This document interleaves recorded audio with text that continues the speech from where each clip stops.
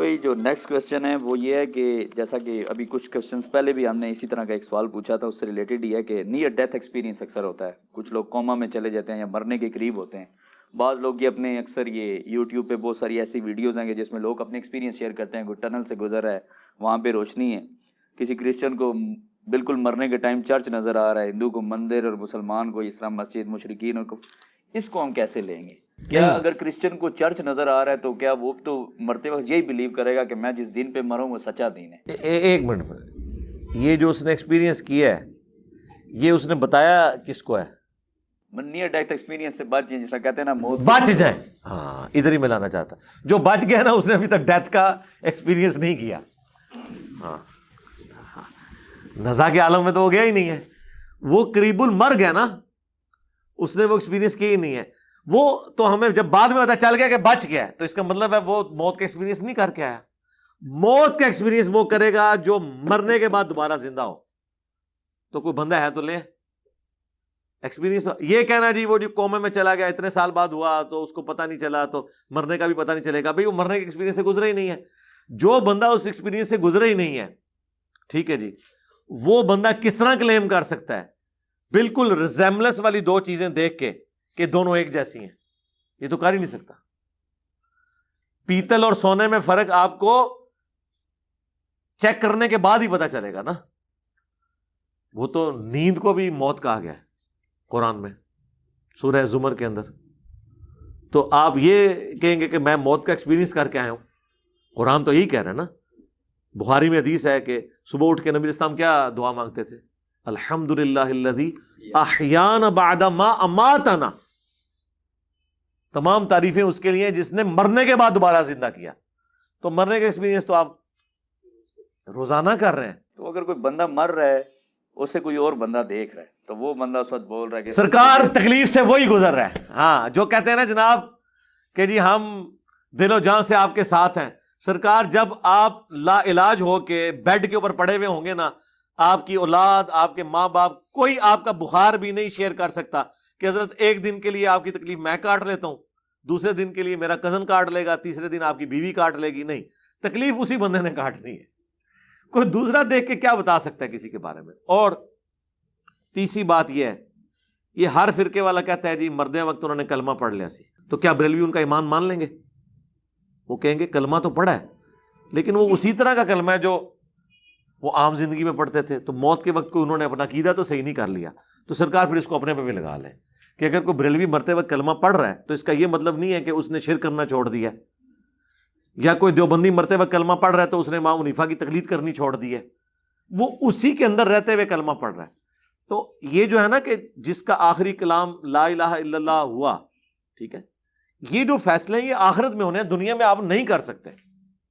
اور یہ جو کہتے ہیں نا یہ تو ہو ہی نہیں سکتا کہ ساڑھے فرقے دا نہیں ہے، وہ کلمہ کیسے پڑھ سکتا ہے؟ سرکار ہر فرقے میں موجود ہے. پہلے یہ کہتے تھے لاشیں بزرگوں کی سلامت نکلتی ہیں، یار آپ تو وہابیوں کی لاشیں سلامت نکل آئی ہیں، وہ کیا کریں گے آپ؟ چلو باقی تو جنتی ہیں، وہابی تو ہے ہی گستاخ تھوڑی نظر. کتنے کشمیر میں مجاہدین جو جماعت الدعوہ کے شہید ہوئے ہیں ان کی لاشیں صحیح نکلی ہیں، تو کیا اس دن سے بریلویوں نے اہل حدیث کو صحیح مان لیا؟ پتہ ہے وہ کیا کہیں گے؟ پہلے تو کہیں گے جھوٹ ہے، دوسرا کہیں گے ہو سکتا ہے آخری وقت جو بریلوی ہو گیا ہے. بس وہی گل ہے. وہ پروفیسر احمد فی اختر صاحب ایک علاقے کا کوئی واقعہ سنا رہے تھے، ہمارے استاد ہیں، ہم نے ان سے بھی اکتساب کیا ہوا ہے. وہ کہنے لگے کہ کسی جگہ بعض لوگوں نے تجربہ کرنے کے لیے نا کوئی لکڑی دفنا دی، اس کے اوپر مزار بنا دیا، لوگوں نے دیگیں چڑھانی شروع کر دی. کچھ عرصے بعد اس نے کہا یہ میں نے سوشل ایکسپیریمنٹ کیا تھا کہ بھائی اس طرح مزار بن جاتے ہیں. انہوں نے کہا نہیں ادھر بزرگ دفن ہے. انہوں نے کہا اچھا بزرگ اگر نہ نکلے؟ ان کا جی ہو ہی نہیں سکتا. ان کا جی اگر نہ نکلے، ان کا جی نہ نکلے تو ہم آپ کی بات صحیح مان لیں گے، اپنا فرقہ چھوڑ دیں گے. اس نے کھودا بیچ میں سے گیلی لکڑی کی نکال لی. انہوں نے کہا ہاں آپ بتاؤ. انہوں نے کہا نہیں بات آپ کو سمجھ نہیں آئی، یہ بزرگ جو ہے نا اس وقت بے حرمتی کے ڈر سے لکڑی کی شکل اختیار انہوں نے کر لی ہے. انہوں سمجھا لو نا. اور یہ میں بتاؤں اس طرح کے جو بہانے ہیں نا یہ قرآن میں اللہ نے نقل کیے ہیں. اللہ تعالیٰ فرماتا ہے کہ یہ کہتے ہیں نا کہ آسمان سے قرآن ان کے سامنے نازل ہو اور یہ اپنے ہاتھوں سے اس کتاب کو چھوئیں کہ یہ آسمان سے نازل ہوئی ہے، تب بھی یہ ایمان نہیں لے کے آئیں گے اگر ہم نازل کر بھی دیں۔ اب ہونا تو چاہیے تھا کہ کافر پینے ڈال کے بیٹھ جاتے کہ یا اللہ ایک بار کرتے صحیح۔ اللہ نے بھی اس کا جواب دیا ہے کہ جب ہم یہ کریں گے نا، یہ ہاتھ سے چھو بھی لیں گے، سورہ الحجر میں، سورۃ الانعام میں، تو یہ کہیں گے کہ یہ چھوا تو ہے لیکن یہ ہماری نظروں پہ جادو ہو گیا ہے، اصل میں ایسا نہیں ہو رہا۔ تو ہاں، اندروں اینج نہیں ہے، سمجھ آئی نا گل دی؟ ہم لوگ کہتے ہیں یار خدا کے لیے آپ لوگ ہم پہ الزام لگا رہے ہو کہ ہم جو ہے وہ ہمیں کوئی سعودیہ فنڈنگ کر رہا ہے یا ایران فنڈنگ کر رہا ہے، تو بتاؤ کوئی ویگو ڈالا نیچے کھڑا ہوا ہے، کوئی V8 کھڑی ہوئی ہے؟ جن علماء کی وجہ سے آپ ہم سے لڑ رہے ہیں ان ساروں کے نیچے تو یہی گاڑیاں ہیں، تو ہمیں تو آپ سے پوچھنا چاہیے کہ آپ کے علماء کو کہاں سے فنڈنگ آتی ہے، یا وہ کرتے ہیں یا آپ کے چندے کھا رہے ہیں وہ، کیونکہ کاروبار تو یہ کوئی نہیں کر رہے الا ماشاء اللہ۔ میں ساروں کی بات نہیں کرتا۔ یہاں آپ کے مولوی وہ ہیں جن کی مہینے کی تنخواہ 15-20 ہزار ہے، انہوں نے ٹوئٹا کرولا رکھی ہوئی ہے، ہونڈا سیوک رکھی ہوئی ہے، ساتھ ڈرائیور رکھا ہوا ہے۔ سرکار یہ کون سا 25 ہزار ہے؟ ڈالروں میں تو نہیں ہے، کہاں سے برکت پڑتی ہے؟ اس طرح کی برکت ہمیں بھی بتائیں، برکت بتا دیتے ہیں کیا وہ لوگ ان کو دیتے ہیں کہ اللہ کی راہ میں خرچ کریں، وہ کہتے ہیں سب سے بہتر یہی راہ ہے کہ اور اپنے اپنے علماء دین کے اوپر خرچ کرو، آپ اپنے اوپر خرچ کرتے ہیں۔ اسلام آباد میں کتنے علماء جو سائیکل پہ آئے تھے، جب مدرسے بنایا آج ان کے نیچے گاڑیاں ہیں، اور جو ڈگری ہولڈر بچے ہیں بے روزگار پھر رہے ہیں۔ میں بچوں سے کہوں گا جدھر بھی دال لگتا ہے لا لو، لیکن آخرت برباد ہو جانی چاہیے، میں پہلے دستا ہوں، تھوڑی اپنی مرضی ہے، پوری بات بتا رہا ہوں۔ دنیا کمانی ہے نا، ایٹ لیسٹ جو آپ کے بچے سیکولر ٹائم ہے ان کو تو ہم مشورہ دے سکتے ہیں نا کہ اللہ کے بندو اگر آخرت کی طرف تمہارا کوئی رجحان نہیں، دنیا ہی کمانی ہے نا، مولوی بن جاؤ، داڑھی شاڑی رکھ لو، کدھر کوئی جڑی نئی ہاؤسنگ اسکیم ہے کدھر دور جا کے ایک چھوٹا جا مہام رکھ لو، وہ فوڈ پا لو، کدے نہ کدے اللہ نے فضل کیتا تے مسجد بن ہی جاسی، تو انشاءاللہ کام ٹور پوے گا تہاڈا۔ تسی بھی انج کرو۔ اچھا علی بھائی، یہ اکثر یہ کہا جاتا ہے کہ انسانیت کا کوئی مذہب یا دین یا فرقہ نہیں ہوتا، کہتے ہیں کہ بس ہم انسانیت کو دیکھ رہے ہیں، مذہب نہیں ٹھیک، آدھی بات تو درست ہے نا، انسانیت کو دیکھنا اسلام چاہیے۔ جو ہے وہ انسانیت کو کیسے نہیں دیکھتا ہے انسانیت کو۔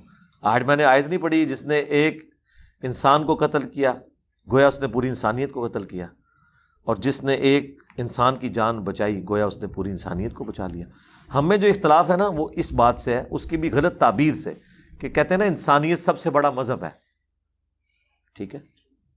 اگر تو اس کی کوئی تعویل یہ کر رہا ہے نا کہ تمام ریلیجن چاہے وہ مشرک بھی ہیں، خدا کا ڈینائل بھی کرنے والے ہیں، تب بھی وہ بہتر ہے، تو وہ تو پھر غلط ہے۔ وہ تو اسلام ہی سب سے سپیریئر دین ہے، بلکہ اسلام ہی دین ہے، ان الدین عند اللہ الاسلام۔ اور اگر اس کا کوئی معنی یہ لے رہا ہے نا کہ یار یہ چیز بعد میں دیکھو کہ مسلمان ہے، یعنی روڈ پہ ایکسیڈنٹ ہوا ہے، آپ اس کا شناختی کارڈ نہ ڈھونڈو کہ یہ مسلمان ہے جو جس کا خون ضائع ہو رہا ہے، میں اسے ہاسپٹل لے کے جاؤں، یہ غیر مسلم ہے، تو اس وقت سب سے بڑی چیز انسانیت ہے۔ بلکہ میں تو کہتا ہوں اس سے بھی بڑی چیز ہے اگر کوئی جانور بھی مر رہا ہے، آپ اسے بچا سکتے ہیں تو آپ بچائیں۔ اس اعتبار سے جو لوگ یہ بات کرتے ہیں نا سب سے بڑی چیز انسانیت ہے، تو واقعی یہی بات ہے۔ اور انسانیت اور اسلام کوئی الگ چیز نہیں ہے، یہ تو مسلمانوں کے کرتوت ہے نا جو انسانیت کے لیے وبال جان بنے ہوئے ہیں، اور لوگ سمجھتے ہیں کہ انسانیت کی دشمن جو ہے وہ یہ دین ہے، کیونکہ کرتوت ہی ایسے ہیں نا۔ بالکل ٹھیک سمجھ رہے ہیں۔ اس کی وجہ یہ ہے کہ جب ایک کلمہ گو عشق رسول کے نام پہ دوسرے عاشق رسول کو قتل کر دے اور اپنی جنت پکی کرے، تو غیر مسلم تو صحیح سوچ رہے ہیں نا کہ یہ تو وبال جان بنے ہوئے ہمارے لیے، ہمیں کہاں انہوں نے چھوڑنا ہے۔ جب ایک مسلمان دوسرے مسلمان کو اپنی جنت کے لیے مار دیتا ہے، فرانس تک پہنچا کوئی ادھر سے بندہ، ادھر کئی بندے انہوں نے مار دیے اپنے۔ وہاں پہ کہتے ہیں 2 بندوں نے انڈیویجولی کوشش کی تھی، لیکن نہیں، میں نہیں کہہ رہا وہاں پہ بھی کوئی کوشش کرے، کوئی ضرورت نہیں کوشش کرنے کی۔ آپ اللہ کے نبی علیہ السلام کی مبارک دعوت لوگوں کے سامنے پیش کریں۔ رسول اللہ کے زمانے میں بھی لوگ نبی علیہ السلام کے ساتھ اس طرح کرتے تھے، آپ نے دعوت والا معاملہ لے کے چلنا ہے، یہ چھوڑ دیں، یہ آپ کے بس کا روگ ہی نہیں، نہ کرنے کی ضرورت ہے۔ اچھا علی بھائی، یہ دین میں وطن کی محبت جو ہے کیا وہ جائز ہے، اور کیا یہ اکثر ترانہ پڑا جاتا ہے تو ہم بالکل اس کے سامنے سٹینڈ ہو جاتے ہیں، اور پھر اس کے بعد جب ترانہ ختم ہوتا ہے تو ہم جھکتے ہیں، تو کیا یہ صحیح ہے؟ نہیں، جھکتے تو کوئی بھی نہیں یہ ہے، اکثر یہ جو اللہ کے سامنے ہی جھکتے ہیں سارے۔ اسمبلی میں ہم بچپن میں ایسے ٹھیک ہے، یہ دنیاوی ایک طریقہ ہے، اور یہ ڈاکٹر سراج صاحب کا کہنا ہے یہ وطن کی نماز ہے، یہ ایگزیجریشن ہے، اس طرح نہیں ہوتا، بالکل غلط بات ہے۔ دوسرا وطن کی محبت کوئی بھی نہیں کرتا. یہ جو ترانے بھی پڑھے جاتے ہیں ہمارے ایٹ لیسٹ پاکستان میں تو جو لوگ ہیں وہ اس کو ریلیجن کی بنیاد پہ ہی کر رہے ہوتے ہیں نا. رہ گیا صرف وطن کی محبت تو وہ تو رسول اللہ کے دل میں بھی تھی. ترمذی میں حدیث ہے جب نبی علیہ السلام کو کعبے سے نکالا جا رہا تھا 52 سال آپ کی زندگی کے وہاں گزرے ہیں, مدینے میں صرف 10 سال گزرے. ٹھیک ہے, میں نے آلموسٹ 15 سال سے زیادہ جاب کی اسلام آباد میں. اس سے پہلے بھی میرا تعلیم کے پوائنٹ آف ویو سے یہی علاقہ تھا, لیکن میں کبھی اس کو, حالانکہ میرا ذاتی مکان بھی وہاں بن گیا, لیکن میں وہاں اپنی فیملی نہیں شفٹ کر سکا, میں نہیں ایکسیپٹ کر سکا, واپس آ گیا, مکان ادھر ہی رکھا ہوا ہے. تو نبی علیہ السلام تو 52 سال رہے ہیں, آپ کس طرح اس کو چھوڑنا گوارا کر سکتے تھے؟ ترمذی کے الفاظ ہیں کہ اے کعبہ تو مجھے اس دنیا میں سب سے بڑھ کر عزیز ہے, لیکن یہاں کے لوگ مجھے رہنے نہیں دیتے. تو نبی علیہ السلام کو بھی تو اپنے وطن سے ایک محبت تھی نا, تو وہ تو ایک نیچرل چیز ہے, اس کو کوئی کمپیئر نہیں کرنا چاہیے, نہ اس میں کوئی ایگزیجریشن کرنی چاہیے. یہ جو سب سے پہلے پاکستان کا نعرہ وہ ڈکٹیٹر لگاتا تھا, ہم کہتے ہیں غلط, ایک مسلمان کو زیب ہی نہیں دیتا. آپ ایون یہ بھی کہیں نا کہ سب سے پہلے مکہ مدینہ, ہم یہ بھی نہیں آپ کو کہنے دیں گے, ہم کہیں گے سب سے پہلے اسلام, اس کے بعد اسلام کے اندر جتنی چیزیں آتی ہیں نا ان کی پرائورٹی ہے. مکہ مدینے کے اوپر تو آج تک گستاخوں کی حکومت ہے, بریلویوں کے بقول. تو کیا عقیدت ہے ان کو؟